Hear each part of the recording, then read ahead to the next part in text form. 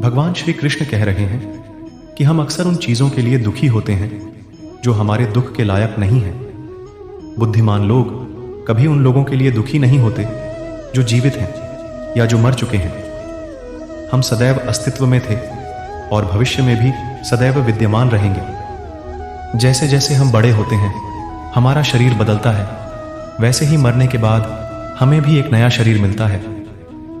हमें उन चीजों को संभालना कर रखना चाहिए जिन्हें हम अपनी इंद्रियों से महसूस करते हैं, जैसे दर्द और आनंद, क्योंकि वे हमेशा के लिए नहीं रहते हैं। अगर हम शांत रहें तो हम खुश रह सकते हैं। हमारी आत्मा शाश्वत है, लेकिन हमारा शरीर नहीं है। अगर कोई यह सोचता है कि आत्मा को मारा जा सकता है या मर सकती है, तो यह सच नहीं है। हम अपनी आत्मा को नष्ट नहीं कर सकते। आत्मा न कभी जन्मती है और न कभी मर सकती है। जब हमारा शरीर मर जाता है तो हमारी आत्मा पर कोई प्रभाव नहीं पड़ता, क्योंकि यह शाश्वत है और इसे किसी भी चीज से नुकसान नहीं हो सकता। हमें यह समझना चाहिए और दुखी नहीं होना चाहिए। ठीक वैसे ही जैसे हम अपने कपड़े बदलते हैं, हमारी आत्मा को पुराना शरीर खत्म होने के बाद एक नया शरीर मिलता है। आत्मा को किसी अस्त्र या शस्त्र, आग, पानी या हवा से नहीं मारा जा सकता है। यह हमेशा मौजूद है और इसे बदला नहीं जा सकता। हम आत्मा को पूरी तरह से नहीं समझ सकते हैं, लेकिन हमें पता होना चाहिए कि यह शाश्वत है और किसी के मरने पर दुखी नहीं होना चाहिए। जन्म और मृत्यु तो सभी प्राणियों के जीवन का हिस्सा है, इसलिए हमें इसे लेकर दुखी नहीं होना चाहिए। कभी कभी जब हम अलग अलग राय या मान्यताएं सुनते हैं तो हमारा दिमाग भ्रमित हो सकता है, लेकिन अगर हम सर्वोच्च सत्ता पर ध्यान केंद्रित करें और अपनी मान्यताओं के प्रति सच्चे रहें, तो हम एकता और शांति पा सकते हैं। अर्जुन ने कृष्ण से पूछा कि बुद्धिमान होने का क्या मतलब है। कृष्ण ने समझाया कि एक आत्मज्ञानी व्यक्ति वह है जो इच्छाओं से मुक्त है और शाश्वत में संतुष्टि पाता है।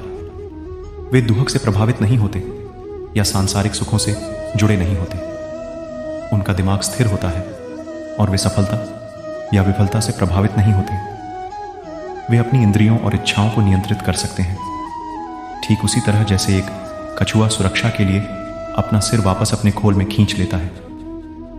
जब हम अपनी इंद्रियों पर नियंत्रण नहीं रखते तो हम शांति और खुशी पा सकते हैं, लेकिन अगर हम अपनी इंद्रियों को खुद पर नियंत्रण करने दें तो इससे भ्रम और दुख हो सकता है। अपनी इंद्रियों को नियंत्रित करके और आंतरिक शांति पाकर हम आत्मज्ञान प्राप्त कर सकते हैं और एक पूर्ण जीवन जी सकते हैं। एक योद्धा के रूप में अपना कर्तव्य समझकर तुम्हें विचलित नहीं होना चाहिए, क्योंकि एक योद्धा के लिए धर्मपूर्ण युद्ध से अधिक शुभ कुछ भी नहीं है। हे अर्जुन, केवल भाग्यशाली योद्धाओं को ही ऐसा युद्ध प्राप्त होता है। बुराई के विरुद्ध एक धर्म युद्ध का अवसर जो स्वर्ग के लिए एक खुले दरवाजे की तरह है। एक सामान्य मौत मरने की तुलना में बलिदान के लिए मरना बेहतर है। किसी बुराई का विरोध न करना परोक्ष रूप से समर्थन करना कहलाता है। यदि तुम यह धर्मपूर्ण युद्ध नहीं लड़ोगे तो तुम अपने कर्तव्य में असफल हो जाओगे, अपनी प्रतिष्ठा खो दोगे और पाप में भागीदार बन जाओगे। लोग आपकी असफलता के बारे में हमेशा बात करते रहेंगे। सम्मानित व्यक्ति के लिए अपमानित होना मृत्यु से भी बदतर है। बड़े बड़े योद्धा यही सोचेंगे कि तुम डर के मारे युद्ध से हट गए। जो लोग आपका सम्मान करते थे वे अपना सम्मान खो देंगे। आपके ऐसे शत्रु होंगे जो आपके बारे में बुरी बातें कहेंगे और आपकी क्षमताओं का तिरस्कार करेंगे। क्या आप इससे अधिक दर्दनाक किसी चीज की कल्पना कर सकते हैं? यदि आप कर्तव्य निभाते हुए मर जाते हैं तो आप स्वर्ग जाएंगे।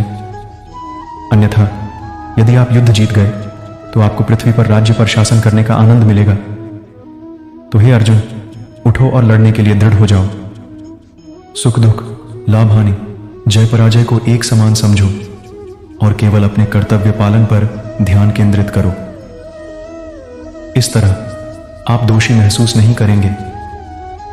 जीवन हमेशा बुरी शक्तियों और अच्छी शक्तियों के बीच एक सतत युद्ध होता है। हे अर्जुन, आपको अध्यात्म के विषय में ज्ञान दिया गया है। अब मैं आपको कर्म योग के बारे में बताऊंगा। जो दूसरों की मदद करने के लिए निस्वार्थ सेवा करने के बारे में है। ऐसा करके आप अपने कार्यों के किसी भी नकारात्मक परिणाम से खुद को मुक्त कर सकते हैं। यदि आप थोड़ी सी भी निस्वार्थ सेवा करते हैं तो यह आपको जन्म और मृत्यु के डर से बचा सकती है। जो लोग केवल अपने आनंद के लिए काम करते हैं उनकी हमेशा इच्छाएं होती हैं और वे कभी संतुष्ट नहीं होते। कुछ लोग सोचते हैं कि धार्मिक अनुष्ठानों का पालन करने से उन्हें अगले जीवन में खुशी मिलेगी, लेकिन वे गुमराह हैं। वे भौतिक चीज़ों पर बहुत अधिक ध्यान केंद्रित करते हैं और इन अनुष्ठानों के वास्तविक उद्देश्य को नहीं समझते हैं। इन इच्छाओं के प्रति आसक्ति के कारण ही वे पुनर्जन्म लेते रहते हैं। लेकिन यदि आप आत्मबोध पर ध्यान केंद्रित करते हैं और भौतिक इच्छाओं में नहीं फंसते हैं तो आप अपने सच्चे स्वरूप से अवगत हो सकते हैं। ब्रह्मांड के विशाल ज्ञान की तुलना में शास्त्र और कर्मकांड एक छोटे तालाब की तरह है। याद रखें, आपका अपने कार्यों पर नियंत्रण है, लेकिन परिणामों पर नहीं। इसलिए परिणाम की चिंता किए बिना अपने कर्तव्यों का पालन करें। इसे कर्मयोग कहा जाता है। स्वार्थी कार्य, निस्वार्थ सेवा जितने अच्छे नहीं होते। इसलिए कर्मयोगी बने और केवल व्यक्तिगत लाभ के लिए काम न करें। एक सच्चा कर्मयोगी अच्छे और बुरे दोनों कर्मों से मुक्त होता है और आनंदमय स्थिति प्राप्त कर सकता है।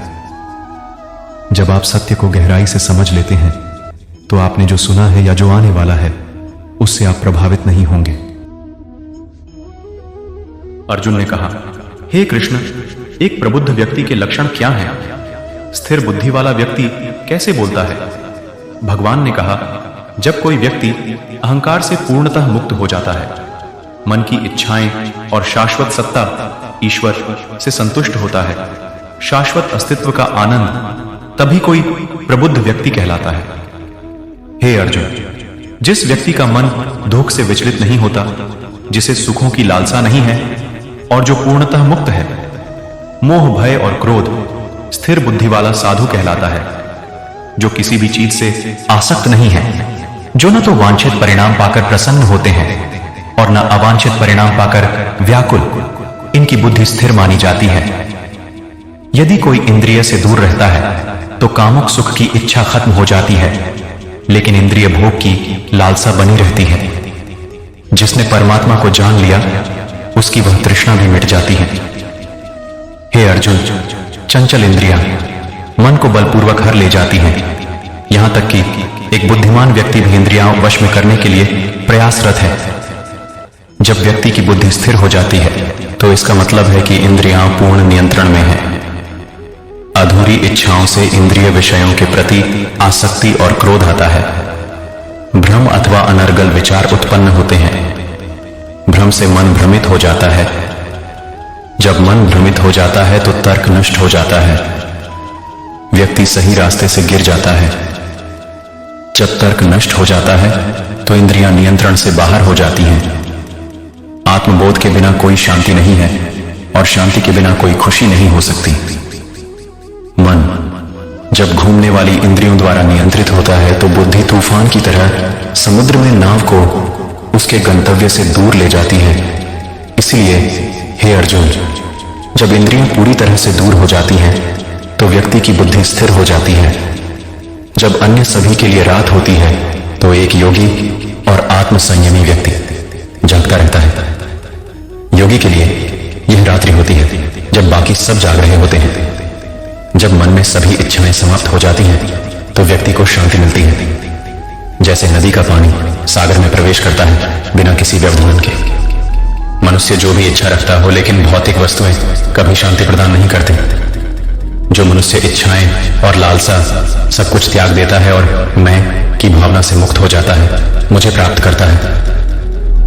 हे अर्जुन, यह मन की स्थिति अति चेतन है। इस स्थिति को प्राप्त करके कोई भी मनुष्य भ्रमित नहीं रहता है। इस अवस्था को प्राप्त करके व्यक्ति अपने जीवन के अंत में